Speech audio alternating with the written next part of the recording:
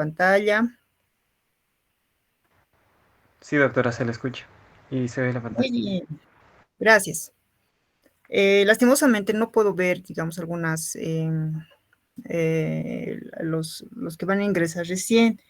Y si fueran tan amables de que ustedes puedan transmitir o de alguna manera eh, para que se puedan tener todos la clase teórica. Ya avance los últimos, creo. Listo. Ahora sí.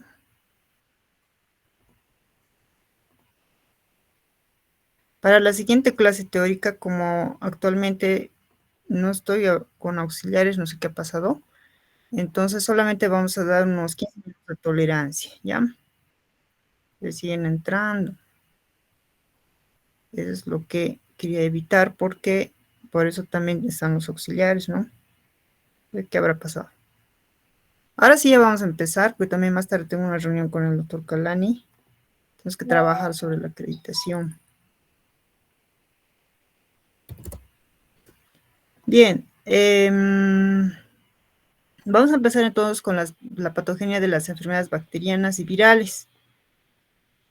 Vamos a hablar un poco sobre lo que son algunos conceptos generales, ¿ya? Y tomamos en cuenta que la patogenicidad microbiana se ha definido como todos los mecanismos bioquímicos que son propios de la bacteria, van a llegar a producir enfermedad y virulencia, ¿no? Sabemos que enfermedad y virulencia no son términos iguales, sino que se diferencian, ¿no? La enfermedad es la presencia de signos síntomas y la virulencia se caracteriza por ver más que todo lo que es el grado de afectación que tiene en el hospedador. Ya, o sea, qué tan virulento es, si es muy virulento, poco virulento, dependiendo mucho de sus factores propios de este microorganismo. Entonces, también tenemos que hacer algunas otras diferencias con el tema de colonización. Colonización puede ser la presencia de microorganismos, ¿no? Puede ser, por ejemplo, la microflora bacteriana, pues está colonizando el tubo digestivo, ya, sin embargo, eso no significa que éste vaya a producir enfermedad, ¿no? Habíamos mencionado, y también lo vamos a ver más adelante, y ya en otra teórica, ya vamos a con ustedes definir si lo vamos a grabar, les voy a enviar el grabado o lo vamos a pasar para el último día de teórica, ¿ya? Entonces, vamos a hablar también sobre lo que es la microflora bacteriana. Y eso más que todo se refiere a la colonización, es la presencia de los microorganismos. Ya pueden o no llegan a producir enfermedad. Sin embargo, está más relacionado más con su presencia que con el hecho de producir enfermedad. Vamos con la siguiente. Tenemos algunos tipos de patógenos que son los patógenos oportunistas, ya son aquellos patógenos que van a producir enfermedad, pero cuando existe una debilitación del sistema inmunológico, cuando el paciente se encuentra inmunodeprimido, inmunocomprometido, tiene alguna patología de base, entonces esto se refiere a estas infecciones provocadas por microorganismos oportunistas. Luego tenemos los patógenos estrictos, que estos siempre van a estar asociados a la enfermedad, y los patógenos facultativos son aquellos que pueden o no producir enfermedad, facultativos que puede o no estar presente, ¿no? Por eso es facultad, ¿no? Ejemplo, los estudiantes, ¿no? Que pueden estar o no en las clases, por ejemplo, ¿no? Entonces son facultativos. Y emergentes, los patógenos emergentes que se identifican con enfermedades poco comunes. Ya creo que este no me permite ver. Ya uno de los ejemplos va a ser uno de los brotes que está ocurriendo en nuestro medio, que es el brote de Oropuche, ¿no? Entonces ustedes han debido ver noticias que es un virus en realidad que se ha producido por la picadura de algunos culicoides, que no es lo mismo con los culícidos, ¿no? Que esos van a ser otro tipo de vectores, ¿ya? Que son también dípteros, ¿ya? Por si acaso no son zancudos, ¿ya? Entonces, yo he visto en la prensa que lo están confundiendo mucho. Entonces, esa es una enfermedad emergente, ¿ya? Esa es una enfermedad poco común, porque no había, ¿no? En estos tiempos, incluso en el COVID, no se ha llegado a identificar. Existen algunos reportes, por ejemplo, en el 2016, que sí parece que en Trinidad sí ha existido algunos algunos reportes de casos, ¿no? Pero han sido aislados. Pero en estos momentos creo que ya son entre 15 o más de 15 casos, ¿no? Que se ha visto en Pando, en Trinidad, en Irupana, ¿no? Si ustedes pueden revisar. Ya, entonces, a eso se refieren las enfermedades emergentes, y las enfermedades reemergentes son aquellas enfermedades que han existido en algún tiempo, han estado prevalentes, han desaparecido por otro tiempo, ya sean por medidas de prevención, de control, etcétera, y nuevamente después de 2, 3 años, nuevamente ha vuelto a aparecer esta enfermedad, ¿no? Por ejemplo, la viruela, ya es una enfermedad reemergente que antes sí había, ¿no? Cuando no había vacuna, y luego ya no han existido casos y ahora nuevamente se ha llegado a reportar los casos, ¿ya? Entonces van a ser algunos términos que también les van a servir. Vamos con el siguiente. Si es que alguien quiere preguntarme, va a decir, doctora, me interrumpí, no, en estos momentos no estoy viendo la pantalla donde hay los mensajes o las solicitudes de ingreso, ¿ya? Entonces pueden... Doctora, Sí, sí, sí.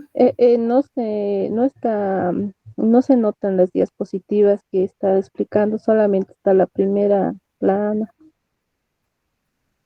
Ahora sí. ¿Qué habrá pasado?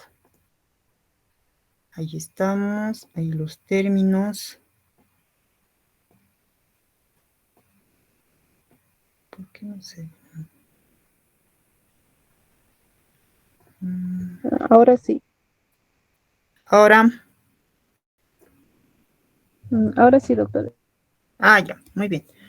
Entonces estábamos en estos conceptos, ya que son oportunistas, patógenos estrictos, facultativos y enfermedades emergentes, ¿ya? Eso también les voy a compartir en PDF para que ustedes lo puedan tener.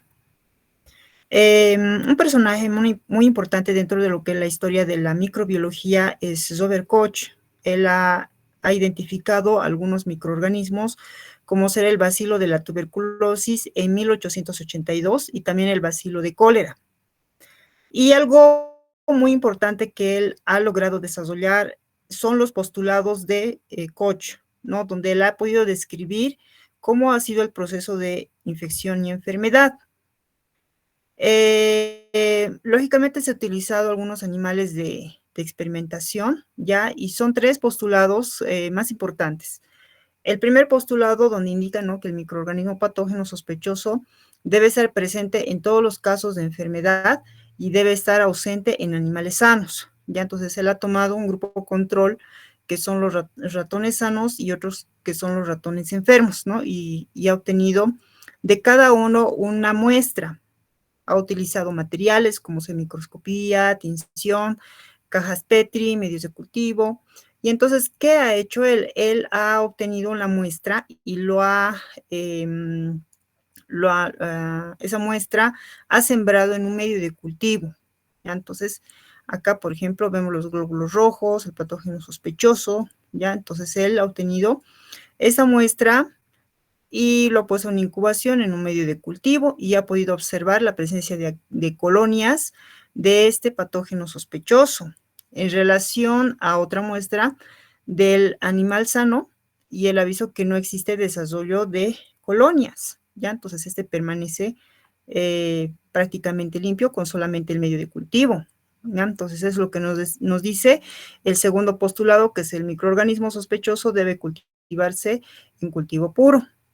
En el tercer postulado, que nos dice que las células de un cultivo puro del microorganismo aislado debe causar enfermedad en animales sanos. Entonces, ¿qué ha realizado? Él ha inoculado prácticamente el microorganismo patógeno, bueno, es el microorganismo, a un animal sano, y este animal sano pues ha pasado a ser un animal enfermo por la presencia de estos microorganismos, ¿no? Entonces, es lo que él ha podido observar, ¿ya?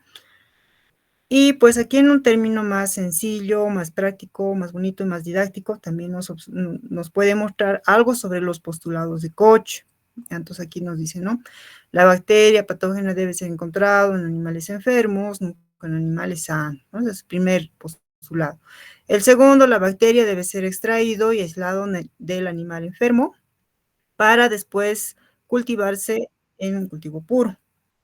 Luego tenemos esta bacteria cultivada debe causar la misma enfermedad al inocularse a un individuo sano.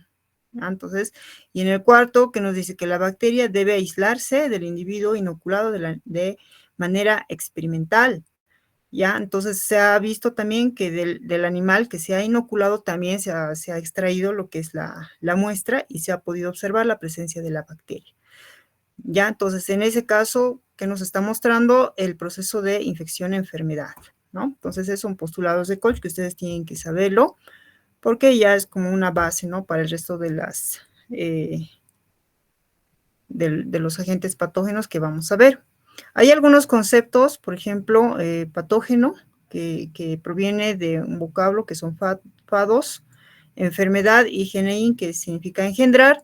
Luego tenemos patogenicidad, que es la capacidad de un microorganismo para causar la enfermedad, y la enfermedad es la pérdida de este desequilibrio, ¿no? Que dice esta homeostasia, o también es un desequilibrio entre el hospedador y el microorganismo, ¿ya? Pero en términos más sencillos, es aquello que va a producir signos y síntomas, ¿no? Producto de un agente patógeno. Y virulencia, habíamos mencionado que esto ya es más cuantificable, más ver lo que es un grado, ¿no? Qué tan patógeno puede ser, o cuáles son las cualidades que presenta este microorganismo, ¿no? Si es muy virulento, es el grado de patogenicidad. Eso es en términos más sencillos. Luego tenemos los mecanismos de patogenicidad, ¿ya? Dentro de lo que son mecanismos de patogenicidad bacteriana, vemos que las bacterias virulentas tienen mecanismos que favorecen su crecimiento en el hospedador a expensas de los tejidos de este o la función del órgano. Entonces va a tener, va a estar favorecido y también va a tener un alto tropismo, ¿no? Estas bacterias van a ir directo a ciertos tejidos. Las bacterias oportunistas aprovechan las condiciones preexistentes que potencian la vulnerabilidad del paciente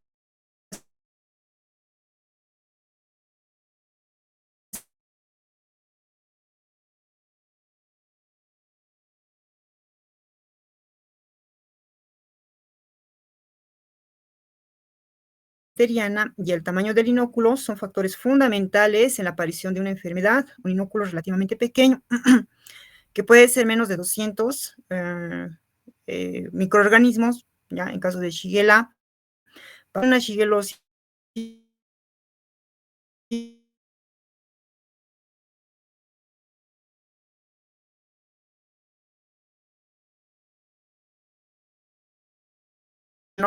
menor tamaño, o pueden ser de mayor tamaño. Va a depender mucho, digamos, del inóculo. De todas maneras, en algunos microorganismos a veces es suficiente un pequeño inóculo. Bueno, hay un microorganismo, pero en ese momento no lo tengo en mente, que pueden ser mínima cantidad de bacterias y puede llegar a producir gran daño. Bueno, vamos con la siguiente. Y ahí solamente nos puede mostrar lo que es un equilibrio, un desequilibrio de hospedador y agente patógeno, ¿no? En la primera imagen vemos el equilibrio por el sistema inmunológico que se encuentra prácticamente normal, y en la parte inferior vemos un desequilibrio, ¿no? Una persona enferma con patología de base, por lo tanto pesa más lo que son los microorganismos, y también estos se van a multiplicar más y van a favorecer, ¿no? Discúlpeme, Se doctora, van a ir. ¿Sí? perdone que la corte. Las diapositivas no está pasando. No está pasando, pero me dijeron que sí estaba pasando. ¿Qué pasó?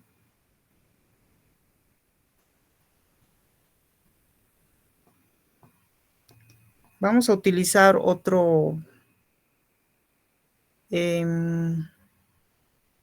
aplicación, porque no sé qué pasa con esta aplicación. Como es la primera clase en mucho tiempo que estoy realizando.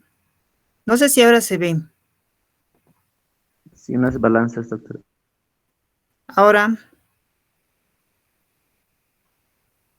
se ve. Sí, doctora, se ve. Sí, se ve. Las balancitas. Sí, con las balanzas. Sí, sí, doctora. Ahora, Sigue las balanzas, doctora. ya, entonces no estaba pasando no está pasando las diapositivas, no, realmente está esto no me está gustando.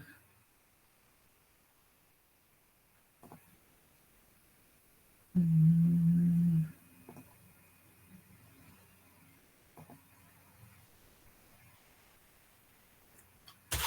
Un ratito, ahorita veo cómo lo voy a solucionar. Ay, no sé qué pasó.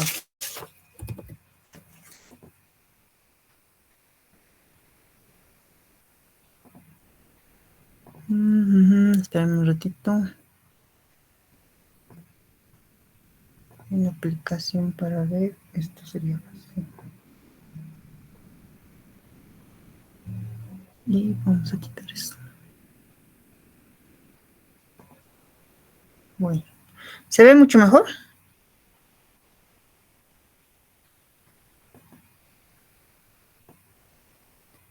Sí, doctor. Hola. Bueno, vamos a tener que hacer así, ¿no? Bueno, no hay de otro.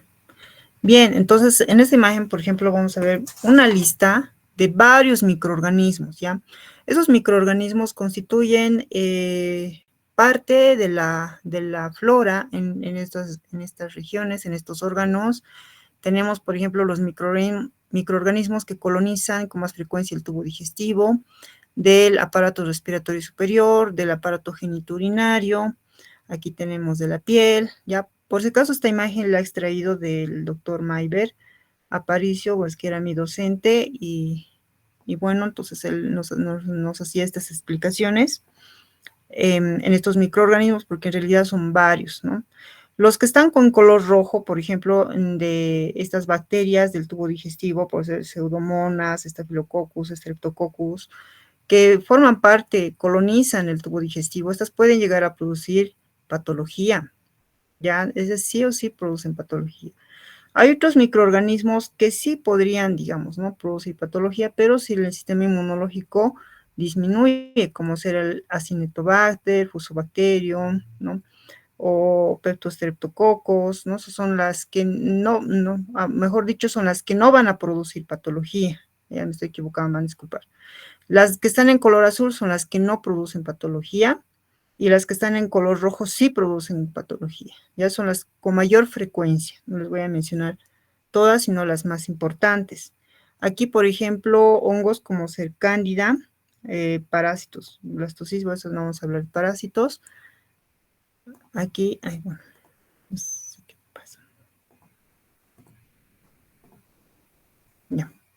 Aquí otro tipo de microorganismos como ser en el aparato respiratorio superior, ¿no? Vamos a tener hemófilos que sí, siempre va a producir patología, Staphylococcus, Streptococcus, que sí tenemos, sí coloniza, pero puede llegar a producir infecciones severas, neumonías, por ejemplo, y otros que no van a producir, ¿no? Acinetobacter, por ejemplo, ¿no? Fusobacterium, esos que no producen, mínimamente producen patología, y lo mismo en el aparato genitourinario.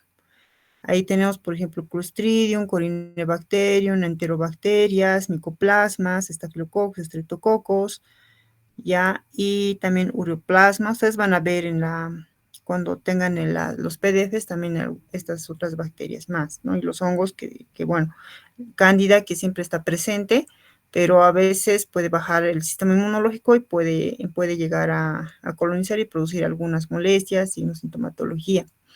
Ahora, de ninguna manera, algunas bacterias que son propias, digamos, del genitourinario o son propias del tubo digestivo sobre todo, pueden invadir, por ejemplo, a la piel, porque se invaden y no se encuentran en su hábitat, entonces estas también van a producir patología. ¿Ya? Entonces, eso va a ser también muy importante, y esta parte la vamos a volver a repetir cuando dé lo que son microflora bacteriana, ¿ya?, o microorganismos saprófitos, ¿ya? Entonces vamos a ver este tema, lo vamos a volver a repetir, esta parte especialmente. Bueno, vamos a la siguiente diapositiva. En aquí está relacionado más que todo con los mecanismos, las vías de transmisión bacteriana, que es muy importante para que pueda producir la patología en sí. Tenemos la vía de salida, la vía de transmisión y algunos ejemplos, por ejemplo, no la vía respiratoria, la vía de transmisión, que va a ser la inhalación de gotas de aerosol, que nosotros conocemos como las gotitas de fluye. Puede ser por nariz, boca, mano o un objeto que pueda llegar a pasar por la vía respiratoria por medio de la nariz. Y como ejemplo tenemos, ¿no? Los virus de la influenza, tuberculosis, resfriado común o rinovirus, ¿no? Que va a provocar. Luego las vías de salida, como ser salival, transferencia salival directa, puede ser el beso, ¿no? Que puede llegar a producir herpes oral labial, virus Epstein-Barr, citomegalovirus, o puede ser también por mordida de animal, ¿no? Un animal que posea rabia y pueda llegar a producir esta enfermedad en el hospedador. Luego tenemos una gastrointestinal, ya que también va a ser por las vías de transmisión, heces, mano, boca, heces o ambos, puede ser por medio de objetos también, contaminados obviamente, agua, alimentos contaminados y frecuentemente van a ser infectados por los enterovirus o hepatitis A, ¿ya? Y de la misma manera también salmonelosis y shigalosis, ¿no? Y entonces van a tener una serie de vías de transmisión, piquete de mosquito a través de la vía por medio de la picadura, por ese mecanismo, o puede ser directamente por transfusión o punción de aguja, ¿no? Que también puede llegar a pasar algunas infecciones, algunas enfermedades. Luego tenemos también algunas secreciones uretrales o cervicales que también van a llegar a producir algunas infecciones, ya zoonóticas también. Bien, ahora vamos a la siguiente diapositiva. Tenemos la puerta de entrada de las bacterias. Esta va a ser lo mismo, ya, pero es un ejemplo más resumido. Vía ingesta, inhalación, por traumatismo, ¿no? Es que puede ser solución de continuidad, por ejemplo, no en caso de Clostridium, eso no lo hemos visto. Venopunción, sí lo hemos visto también, picadura de artrópodo, ¿no? Que puede ser en caso de algunas enfermedades como rickettsias, Ehrlichia, Coxiella, Francisella, Borrelia, Yersinia pestis, ¿no? Que van a ser picadura de artrópodos que no precisamente son, no son, por ejemplo, dípteros, ¿no? Como ser los mosquitos, sino que pueden ser otro tipo de artrópodos, como ser las garrapatas. Luego también tenemos transmisión sexual, ¿no? Por contacto, también que puede llegar a producir enfermedades como la gonorrea, producido por Neisseria gonorrea, clamidia, trachomatis, treponema pallidum, que va a producir la sífilis. ¿Ya? Entonces, van a ser como unos ejemplos para que ustedes se ubiquen, digamos, por qué vía se va a transmitir esas enfermedades. Luego vemos bueno, continuamos ya con los mecanismos de virulencia propiamente, ya de las bacterias. Van a tener muchos mecanismos, ya todos estos van a ser mecanismos, ¿no? En la bibliografía que antes, digamos, se hablaba en cuanto a lo que son los mecanismos, nos decía que eran tres principales, que eran la adherencia, era la invasión y la multiplicación, ya que aquí están, ¿no? La proliferación intracelular. Y de estas se derivaban las otras, ¿no? Los otros mecanismos. Sin embargo, aquí ya pues nos habla de todos los mecanismos, porque va a depender también de los microorganismos, de sus particularidades que tiene cada uno de ellos. Entonces, se incluyen, por ejemplo, metabolitos del crecimiento, gas, ácido, también las toxinas que vamos a hablar, que son dentro de las más importantes, ¿ya? Las toxinas, la adherencia a la invasión, por ejemplo, son las más importantes, también algunas enzimas degradativas, proteínas citotóxicas, también las toxinas, que son parte de las toxinas, que son dos, ¿no? Exotoxinas y las endotoxinas, algunos superantígenos, la inducción de inflamación excesiva, evasión de la respuesta inmune y fagocítica. Luego tenemos la cápsula, resistencia a los antibióticos y, bueno, la proliferación que les decía, ¿no? Intracelular, que van a ser todos los mecanismos que van a poderlos de alguna manera ver en los microorganismos que más adelante vamos a estar viendo, ya cuando por sistemas, ¿no? Sistema respiratorio, sistema digestivo, vamos a ver todos esos microorganismos. Luego tenemos las estructuras que participan en la adherencia. Yo les decía que la adherencia es uno de los más importantes. De hecho, si no existiera adherencia, no existiera invasión, ¿no? Y no podrían actuar los otros mecanismos de patogenicidad. Esta adherencia se ve favorecida por algunas características o algunos componentes que tienen, entre ellas las adhesinas, fímbricas y efímbricas. ¿Ya? Entonces, ¿qué se refiere fímbricas y efímbricas? Son aquellas que poseen fibras y algunas que no las poseen. ¿ya?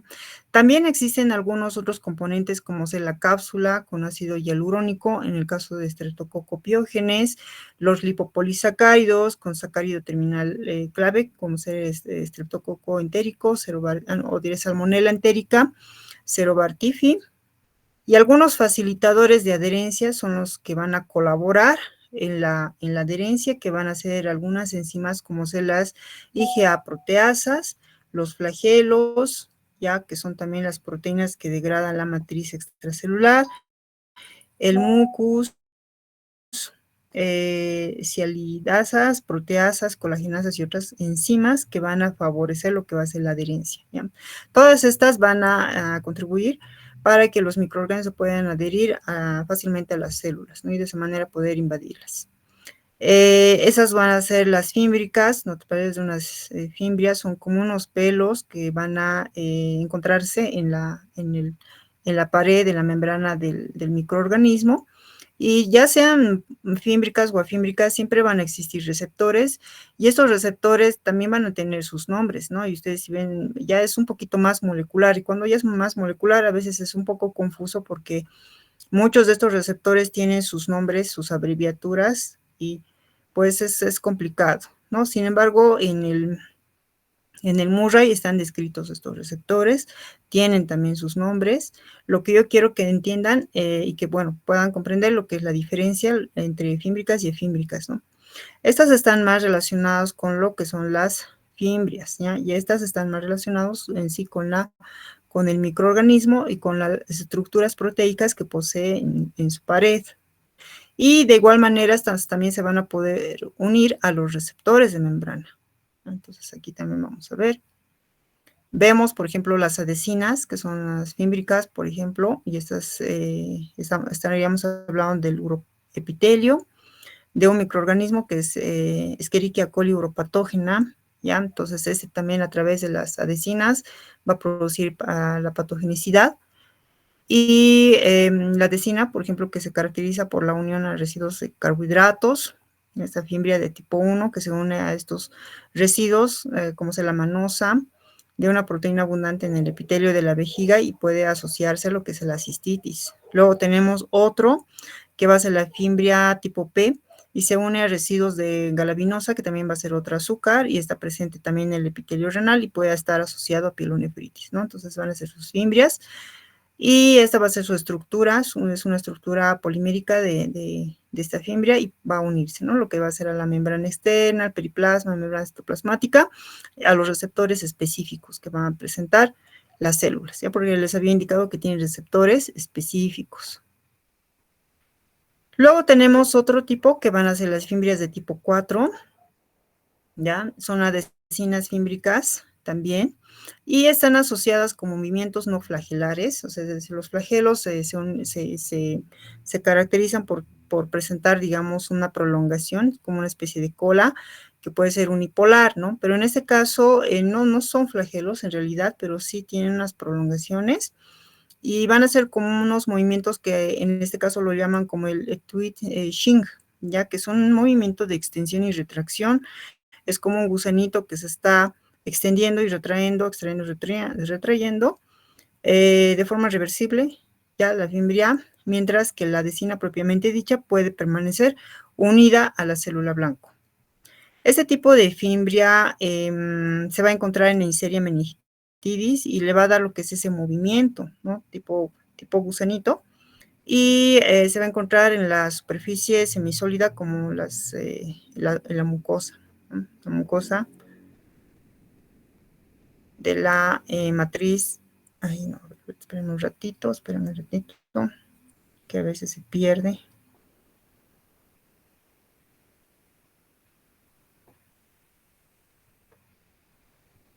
Ahí está. De la mucosa epitelial, ¿ya? Entonces eso ocurre lo que se la Neisseria meningitidis, ¿no? Entonces va a producir la meningitis, este microorganismo. Es un diplococo ese microorganismo. Bueno, ya van a ir conociéndolos más a todos ellos.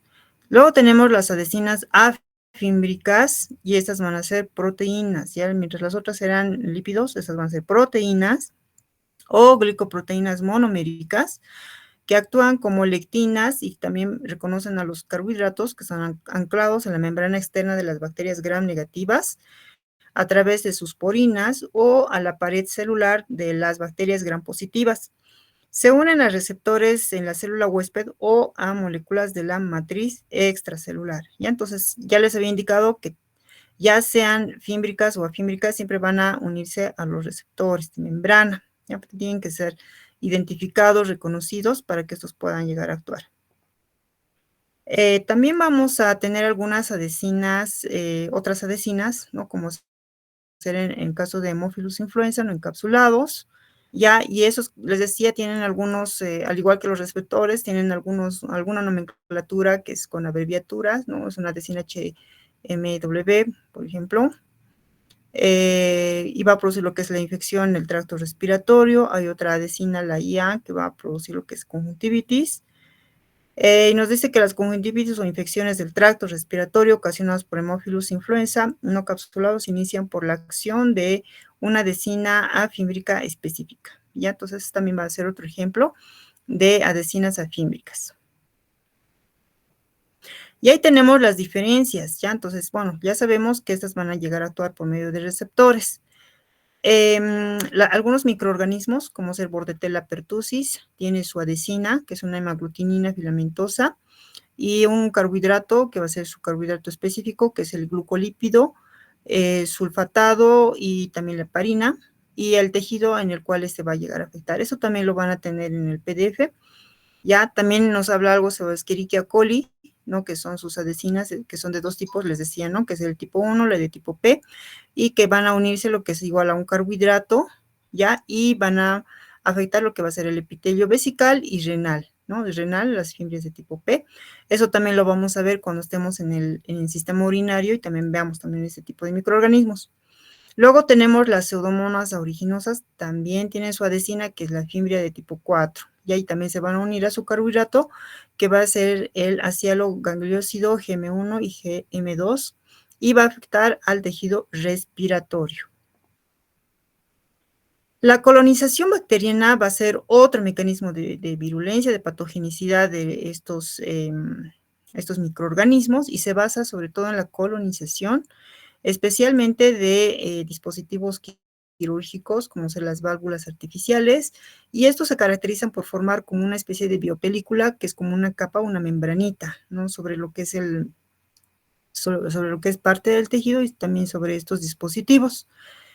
En ella las bacterias se encuentran englobadas por una membrana viscosa, que son de polisacáridos y que mantienen a las células unidas entre sí y a la superficie por medio de esta biopelícula, que requiere lo que es una fibra suficiente, un quórum. ¿Qué quiere decir? Que para formarse lo que es esta biopelícula tendrían que estar presentes muchos microorganismos para que pueda cumplir realmente lo que es su mecanismo de patogenicidad. ¿Qué es lo que va a pasar? Va a existir una adherencia, una adhesión inicial, ya que puede ser reversible, es una colonización, se van a juntar, se van a unir todas las bacterias, luego van a formar una monocapa adherida, una adherencia que ya va a ser de forma irreversible, luego una formación de microcolonias y agregaciones, ya se van a unir todas, se van a formar y van a diferenciarse a un biofilm maduro y una formación como una matriz y una comunicación entre célula a célula. ¿Ya? Entonces va a ser una forma también de manifestar su patogenicidad. Es la colonización de las bacterias. Ahí tenemos algunas enfermedades, como ser Escherichia coli uropatógena, que produce infecciones urinarias recurrentes, ya sea por varios factores, puede ser por sus factores de patogenicidad, por la carga bacteriana, por la resistencia, los antimicrobianos, algún factor ha debido ocurrir para que pueda existir una infección urinaria recurrente.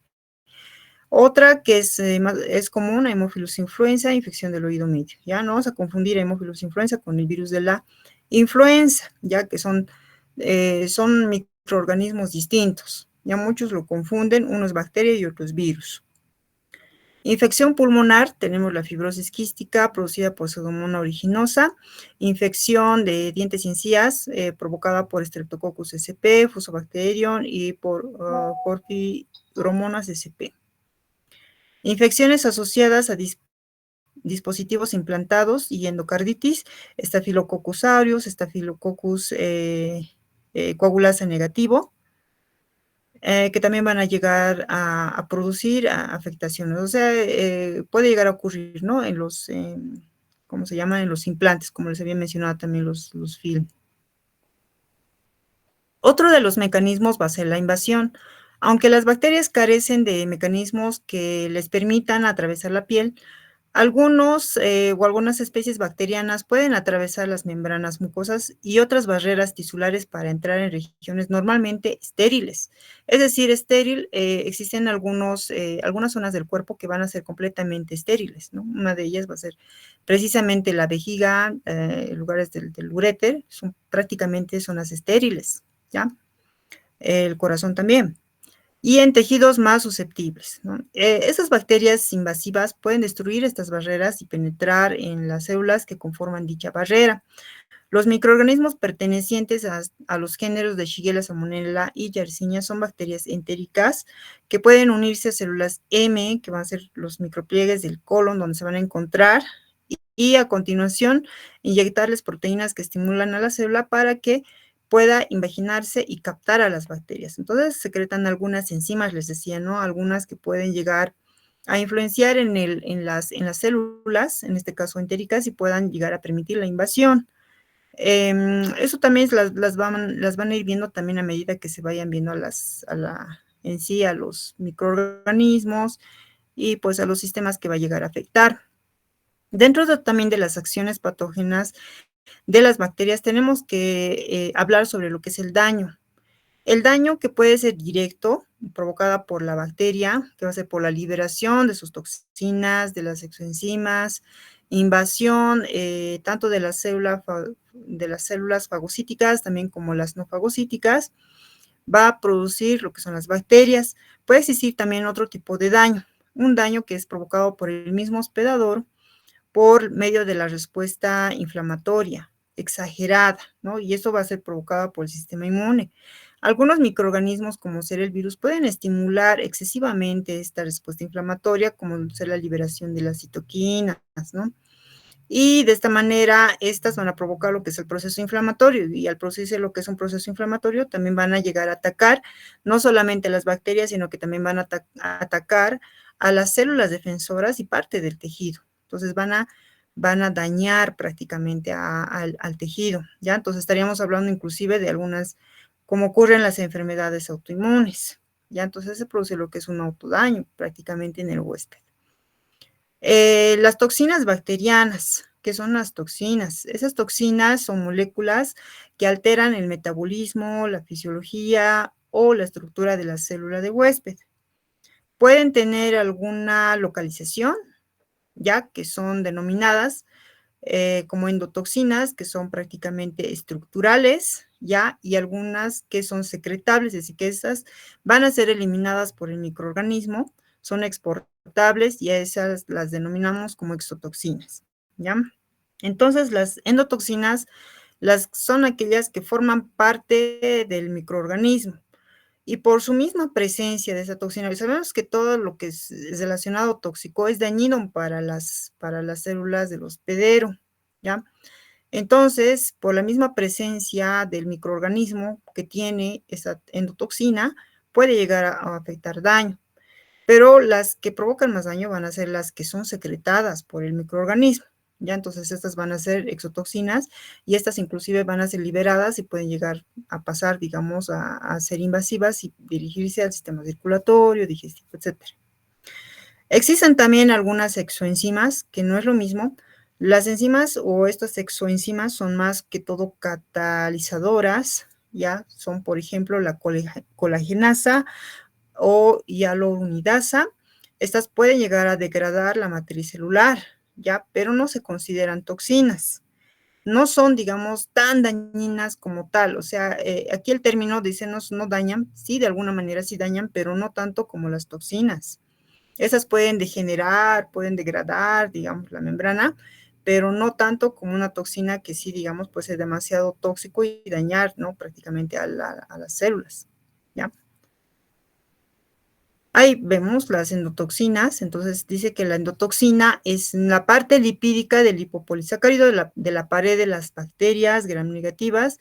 En concreto es el lípido A y se denomina endotoxina porque si es liberado provoca efectos tóxicos en el huésped, ¿ya?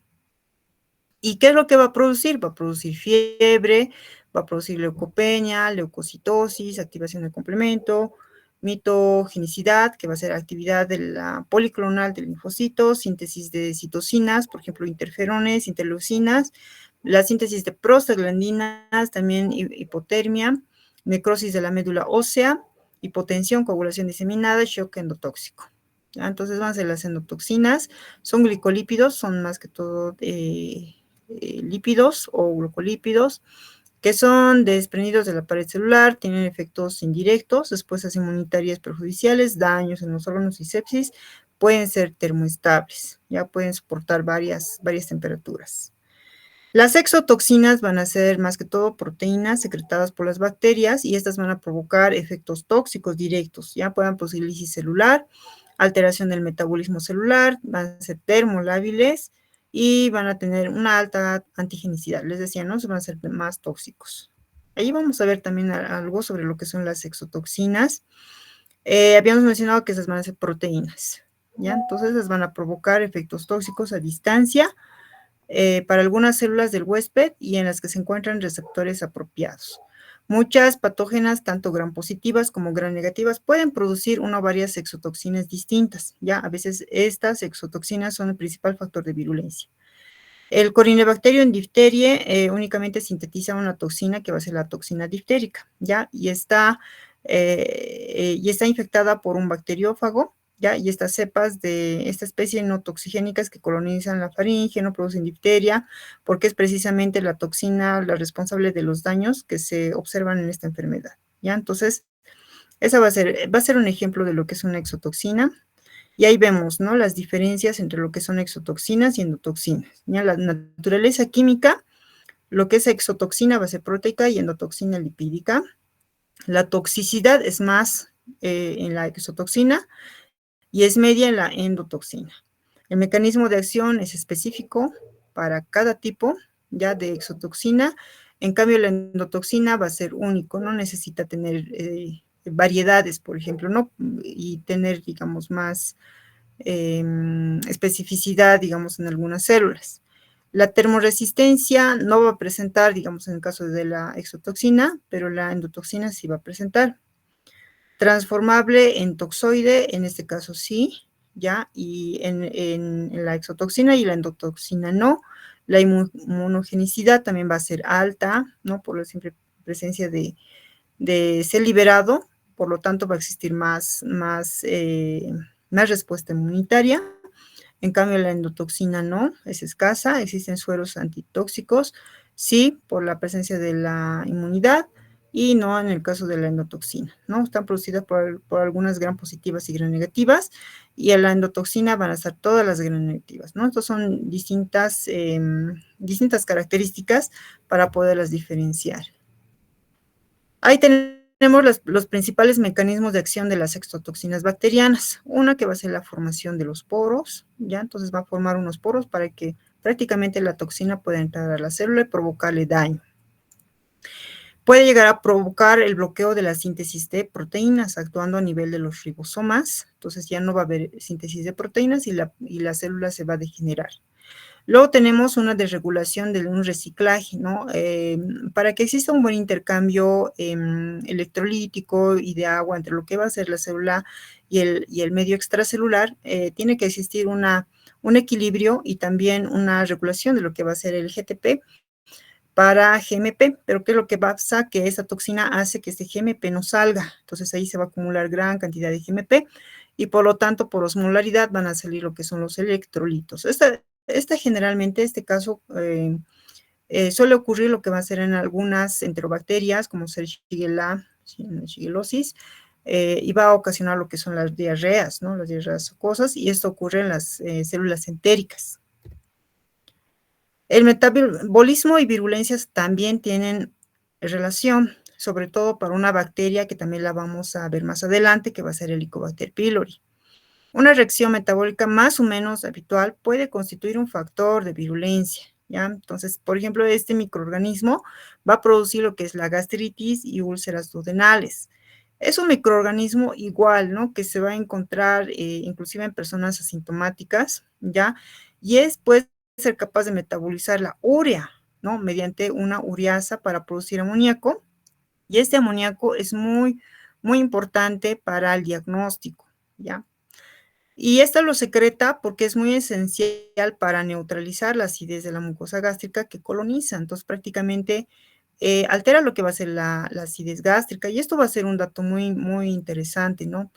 A veces no nos damos cuenta cuando la gente se automedica, entonces consume mucho antiácido, piensa que tiene una gastritis y que es por estrés, y entonces se automedica y consume mucho omeprazol, ranitidina, ¿y qué es lo que pasa? Altera lo que va a ser esta acidez, ¿no? Esta acidez de la mucosa gástrica, que es un mecanismo inmunológico, no es tanto inmunológico, sino es una barrera que forma como una barrera. El ácido clorhídrico no evita, digamos, que exista la proliferación de microorganismos.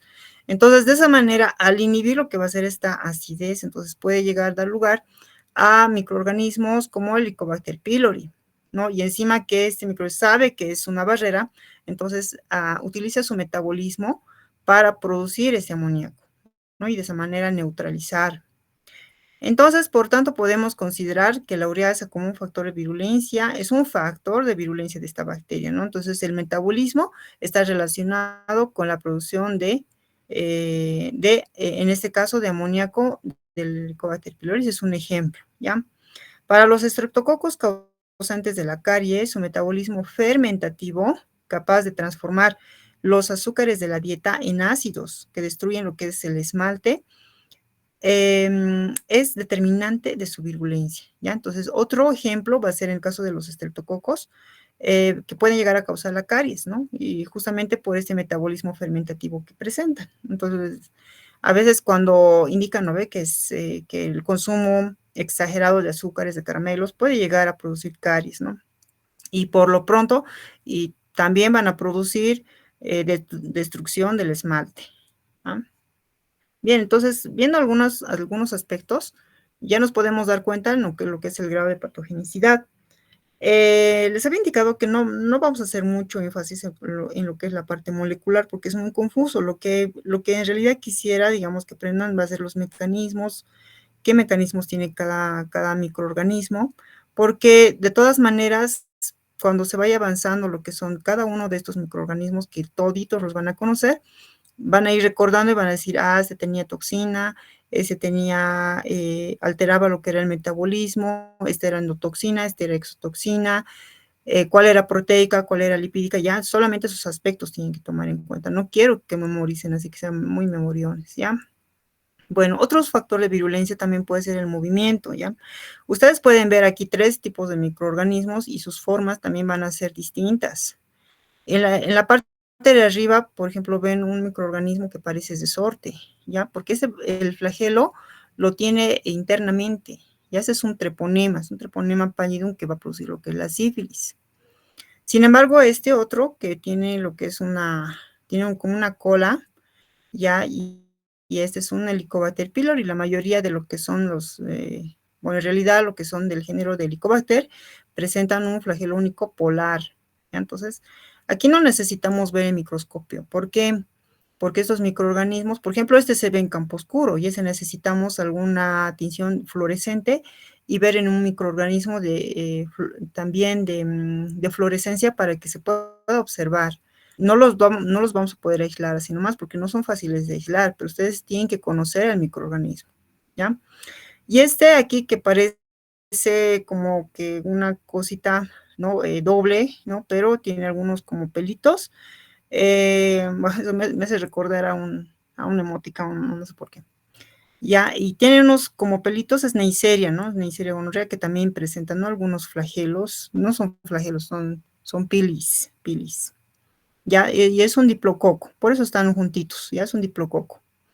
Entonces también tiene un cierto grado de virulencia, ¿por qué? Porque le confiere movimiento, y al tener movimiento, estos pueden ser invasivos, ya tienen capacidad de moverse. Pueden tener sus flagelos, endoflagelos, sus pilis, ¿ya? Tipo 4 en este caso, ¿no?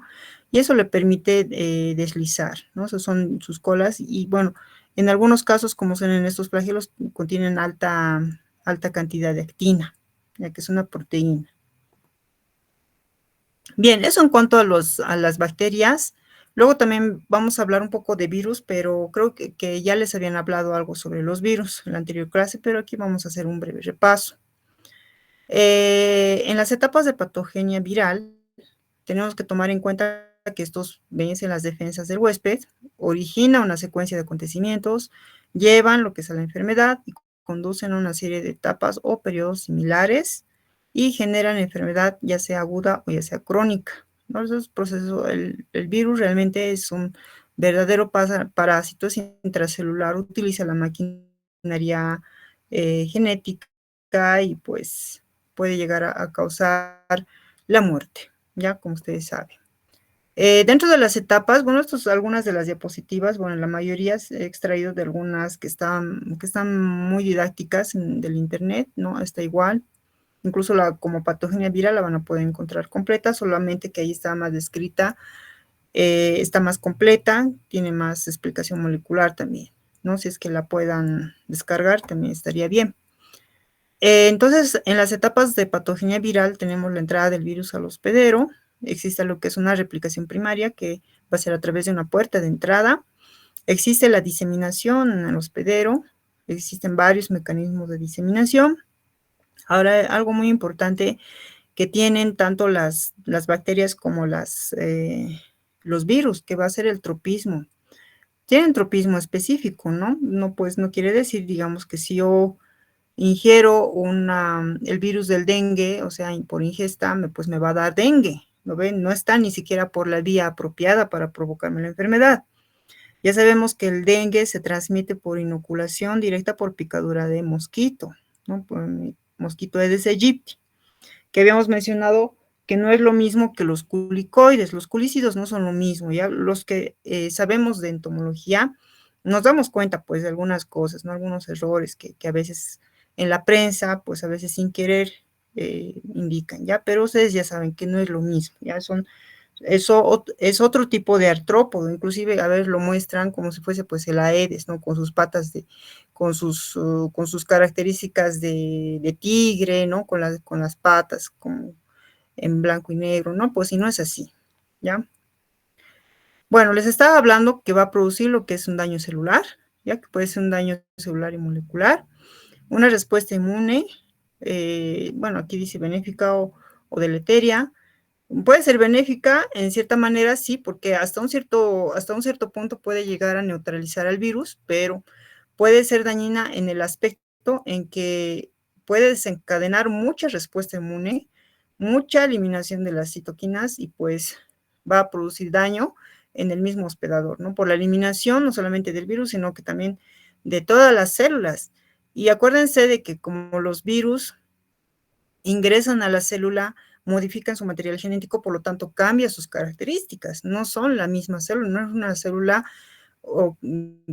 como de costumbre, como cualquier otra célula, sino cambia, ¿no? Y al cambiar la característica de la célula, el sistema inmune no lo identifica como propio del hospedador, lo identifica como ajeno, entonces lo elimina, ¿ya?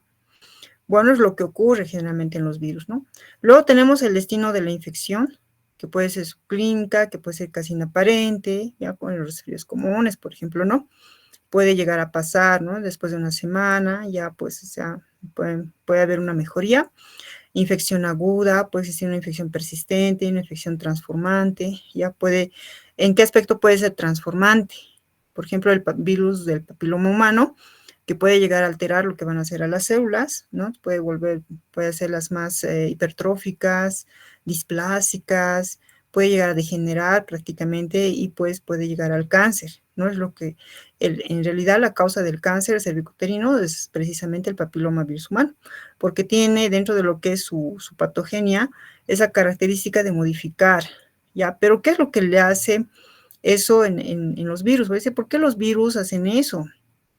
Porque en su genética y de todo ser humano, les digo, de ser vivo, no ser humano, también, ¿no? De ser vivo, que hacen virus, ya sean parásitos o ya sean bacterias, la finalidad va a ser sobrevivir, ¿no? Mantener lo que va a ser su especie. Entonces, de alguna manera, ellos se ven forma ya, ¿no? Genética, ya pues están destinados, ya están inclinados en hacer ciertas modificaciones, hacer ciertos efectos sobre la célula hospedera, ¿no? Para mantener precisamente su especie y para poder multiplicarse, para poder beneficiarse. ¿Sí? Tenemos las etapas de patogenia viral. Esta tabla también la pueden encontrar en el internet, ya yo la he sacado del internet, y pues nos muestra de una forma muy didáctica lo que va a ser el ingreso en sí de aquí del microorganismo. Luego también el nivel, el umbral del antígeno para activar una respuesta inmunitaria adaptativa. Seguramente ustedes se han hablado un poco sobre inmunidad adaptativa, ¿no? O este tipo de inmunidad, ¿no? Que va a ser la inmunidad innata, tenemos la inmunidad adquirida. Dentro de lo que es la inmunidad adquirida, tenemos la inmunidad adaptativa. La innata, lo que habíamos hablado, ¿no? Que va a ser el mucus, las células, pues las barreras, como es la piel, ¿ya?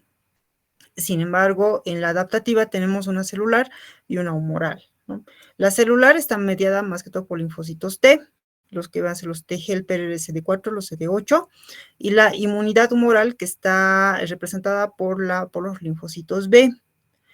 Y estos linfocitos B son los que van a dar origen a lo que van a ser a las células plasmáticas y a los anticuerpos. ¿Ya? Entonces van a existir anticuerpos y de ahí vamos a decir, la reacción antígeno-anticuerpo.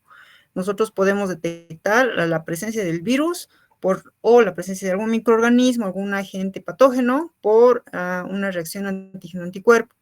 ¿Y eso y en dónde se encuentra? ¿En qué tipo de pruebas? Por ejemplo, en las pruebas como la ELISA, ¿ya? Immunoblot, ¿no? Pueden ser también algunas de cromatografía, ¿no? Que va a ser los casquetitos de pruebas rápidas, ya es una inmunocromatografía, y de esa manera también se puede ver lo que es una reacción positiva por medio de la reacción antígeno-anticuerpo. ¿Ya? Entonces aquí el umbral nos dice que está un poco elevado, dependiendo del grado de infección, porque se puede llegar a ser desde un establecimiento de la infección hasta la inducción de una respuesta adaptativa. Bueno. ¿Dónde está?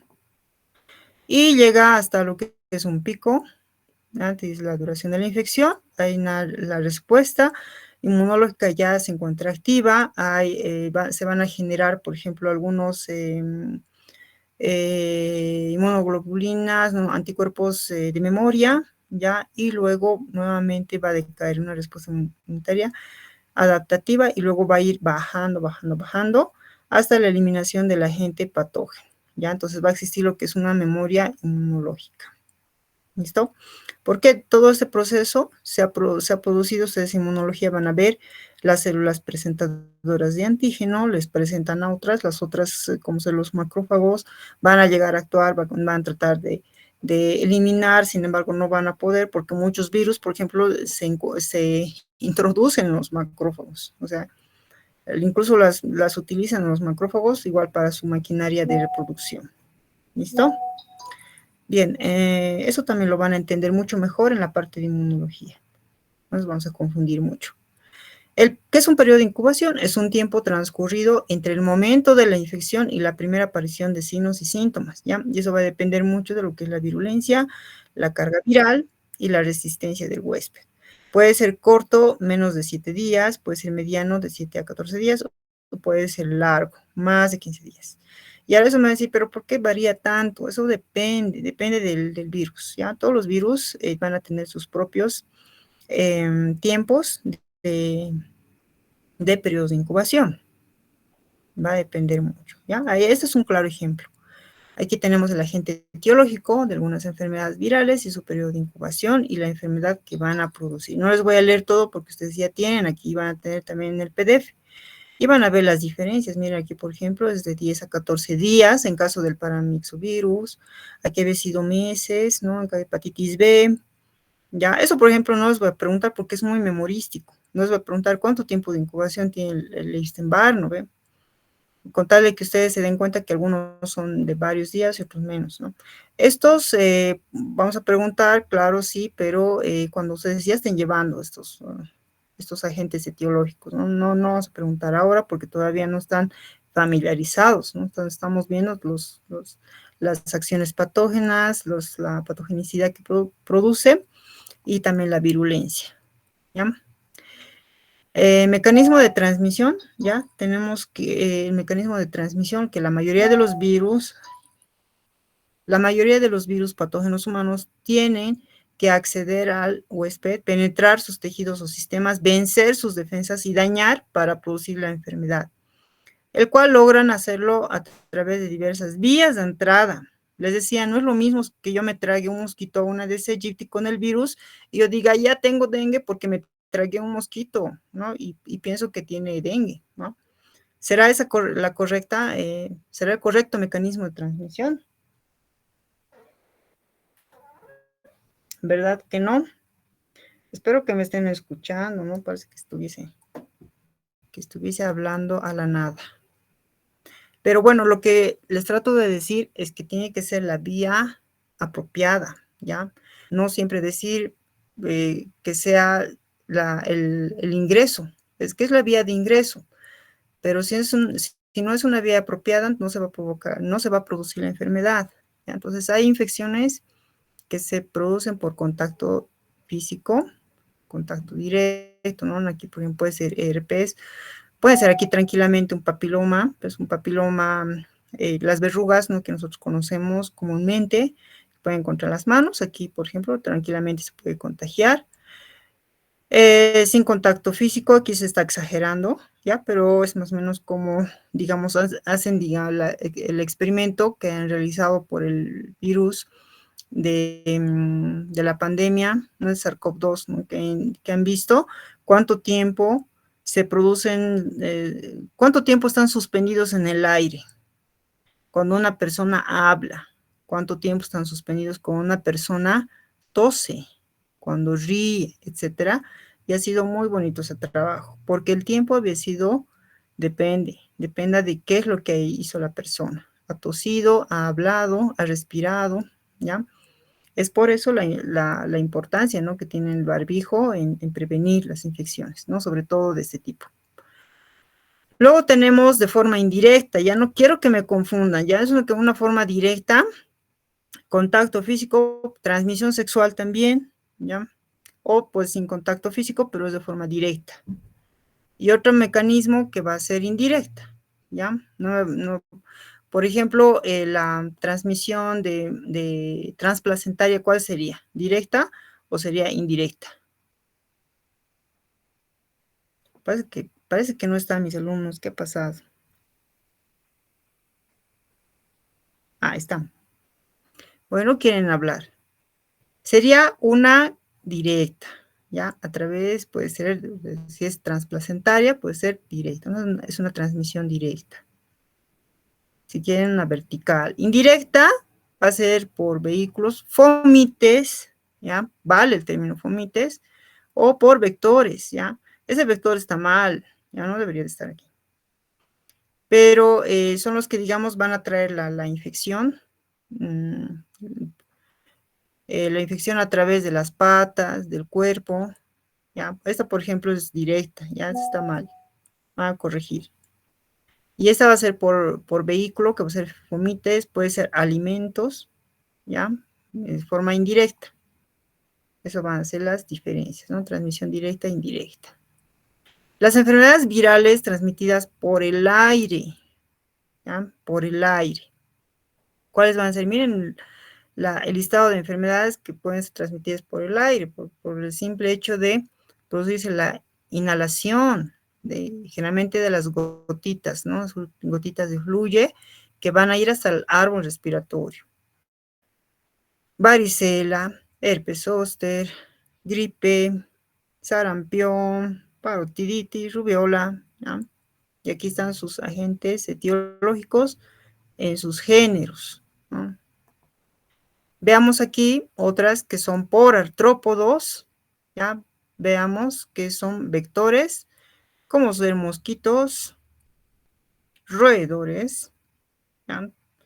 Y pues otros géneros, ¿no? Que son Aedes o Culex. La encefalitis equina venezolana, esta por ejemplo no la tenemos en Bolivia, por lo tanto esa no la vamos a estudiar. Imagínense, digamos, una clase práctica entera que pues nos desgastemos estudiando las encefalitis equinas venezolanas, que no es frecuente en Bolivia. Entonces ustedes cuando lleven sus clases prácticas van a llevar enfermedades como el dengue, por ejemplo, ¿no? O fiebre amarilla, rabia, ese tipo de enfermedades son frecuentes. Fiebre hemorrágica también, ¿no? Pero es poco frecuente.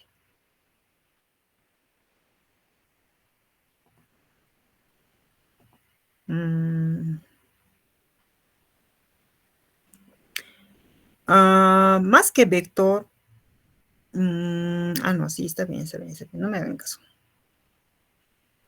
Pues la mordedura de roedor o incluso la orina de roedores, ¿no ven?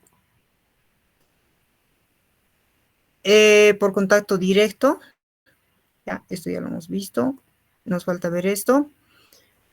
Aquí tenemos el mecanismo, que son líquidos, fluidos, contacto sexual, forma perinatal de una madre infectada, también puede ser lactancia materna, ya, y aquí está la enfermedad, ¿no? El herpes labial también, ¿no?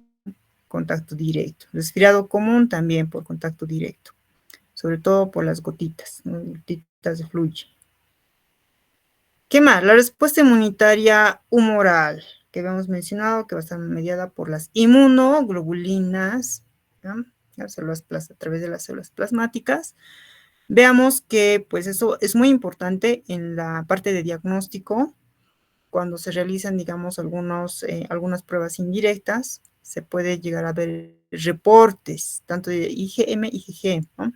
A veces, digamos, algunos colegas comentaban, ¿no? Cuando estaba muy, muy popular el SARS-CoV-2, y le decía, pues, te comento que me hice la prueba y mi IgM estaba baja y mi IgG estaba alta. Entonces, pues creo que el COVID ya me dio ya hace mucho tiempo, ya entonces que ya eso denota lo que es una cronicidad, ¿no? Entonces, una respuesta primaria o un proceso agudo, las IgM siempre son las que están en mayor relevancia, son de mayor relevancia. Las IgM y las IgG son menos relevantes, sin embargo, estas son más relevantes cuando se encuentran en un proceso crónico, a diferencia de las IgE. ¿Ya? Entonces, es lo que más o menos nos quiere mostrar este tipo de respuesta que ocurre generalmente en los virus. Aquí solamente un resumen, y me gusta mucho la gráfica, también lo extraí del internet, también lo pueden encontrar tal vez por ahí, y van a poder ver lo que son el esquema general de los virus, cómo ingresa, cómo se disemina, las vías de ingreso al hospedador, vía respiratoria. También aquí hay un mosquito que le está picando a través de vía sexual también, ya puede ser por contacto directo. Luego tenemos la replicación del virus, ¿no? Ingresa el virus, utiliza su maquinaria, ¿no? Y esta síntesis se produce lo que es la multiplicación y la eliminación, ¿no? La liberación de los virus. Utilizan lo que es el ensamblaje. También utilizan a los ribosomas, utilizan no solamente al material genético, al aparato de Golgi, o sea, todos los órganos, ¿no? Sobre todo al núcleo, es donde más lo utilizan para multiplicarse. Y luego se pueden llegar a diseminar, ¿no? Puede ser local, a las células adyacentes, o puede ser sistémica. Cuando nosotros hablamos de la presencia de virus en la sangre, estamos hablando de una viremia. Cuando hablamos de una bacteria en la vía circulatoria, estamos hablando de una bacteremia. Luego tenemos los factores que interrumpen lo que es más en la patogenia viral. Puede ser dependiendo mucho del virus, del hospedador y del medio ambiente, ¿ya? Entonces, si depende del virus, va a depender de su estructura, depende de su virulencia y del inóculo viral. A mayor cantidad de virus, mayor carga viral, existe mayor patogenicidad y por lo tanto la enfermedad se hace más intensa. Ahora, hay algunos factores que también dependen del hospedador. Hay estudios donde se menciona que la raza blanca es la más susceptible y la raza negra es la más resistente. ¿ya? Hay estudios. También depende del género, ¿ya? Pues eso no voy a decir porque también es muy, muy subjetivo y muy relativo, pero hay estudios también que sí pueden indicar estado inmune, estado nutricional, ya que eso es bastante obvio. Luego, dependientes del ambiente, depende de la temperatura, del hábitat, ¿no ves? O sea, necesita, digamos, un hábitat, una temperatura apropiada. ¿Qué pasa? Pero con la supervivencia de los mosquitos cada vez están haciendo más resistentes a bajas temperaturas. Antes no había en Coroico, ahora sí hay bastantes aedes, culícidos, haya mosquitos y poco a poco pueden ir, ¿no? A la gran altitud, pero pues no sé cuántos años tendría que pasar y el mosquito pues tendría que mutar también, ¿no? Cada vez, ¿no? Cada vez mutar y pues volverse más resistente, ¿no? Puede ocurrir, no sabemos, ¿no? Por el cambio climático y todo ello. Luego también depende de otras características, como son la salinidad, el pH, la ventilación, la viabilidad del virus, ¿ya? Luego tenemos algunos cultivos que se pueden realizar. Yo, por ejemplo, si quiero observar a los virus, quiero hacer un diagnóstico, ¿será que los voy a poder cultivar en los medios de cultivo convencionales como las bacterias? No, la respuesta es no. Necesitan cultivos muy específicos, muy especiales, que son cultivos celulares. ¿Por qué? Porque el virus necesita de las células para poder vivir. El virus que se encuentra fuera de la célula no es viable o vive poco tiempo. ¿Ya? Entonces, sí o sí necesitan cultivos, ¿no? Cultivos celulares, sobre todo. Ahí nos dice, ¿no? Los heteroploides, por ejemplo, algunos derivados de tumores malignos, ya utilizan medios específicos para poder vivir y poderlos observar. Luego, ¿qué es lo que va a producir? Va a producir lisis celular, aquí bien resumido y bien interesante. Una fusión celular, ya puede producir algunas membranas, unión de las células, puede producir expresión de proteínas, ¿no? Y antígenos. Pueden producir también fenómenos de aglutinación, absorción, cambios morfológicos, les había mencionado, ¿no? En algunos herpes, en algunos adenovirus. Pueden alterar también a las células, ya pueden presentar algunos cuerpos de inclusión que se forman, digamos, en algunos citomegalovirus, por ejemplo, el famoso ojo de búho, ya eso lo van a ver también más adelante. La proliferación celular, ¿no? Virus que inducen, digamos, a la síntesis de ADN, ya, y pueden llegar a infectar a las células, pueden provocar destrucción, ¿no? Como sea el virus del papiloma. Luego también otras alteraciones a nivel nuclear, ya en los herpes, también en el papiloma humano, y transformación celular, ¿no? Aquí algunos, por ejemplo, el sarcoma de Kaposi, HTLV2, y pues algunas leucemias también, ¿no? Que pueden llegar a producir. Bien, eso sería todo. Bueno, en realidad no es todo, es mucho más. Eso es también molecular y es hablarles de varios virus, así, darles muchos ejemplos. Sin embargo, pues he tratado de resumir lo más que se ha podido para que se pueda también comprender, sobre todo la terminología, ¿no? Aspectos generales, terminología y de qué forma puede llegar a afectar al hospedador. Bien, ¿tienen alguna pregunta tal vez?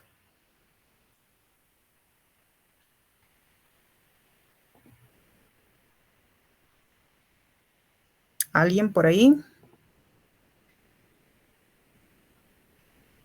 ¿Por qué están todos calladitos? Se han disminuido de 70, han bajado a 40. ¿Qué pasa? Bueno, espero que lo hayan entendido. El tema les había indicado, ¿no? Que son buenos aspectos generales. No se vayan mucho a lo memorístico, traten de más que todo comprender todos los mecanismos, de qué forma influye, qué aspectos hay que tomar en cuenta para ver lo que es la virulencia del microorganismo, las vías de entrada, que va a ser muy importante. Y si una vez ustedes puedan dominar ese aspecto, pues fácil van a poder captar cuando ya, digamos, vengan los microorganismos ya por sistemas. ¿Listo? Y nadie me responde. Abner, ¿quiere preguntar algo? No, doctora, todo claro. Ya, muy bien. Entonces, que tengan un buen fin de semana y hasta la próxima. Hasta luego, muchachos. Gracias por los emojis. Oh, qué bonito.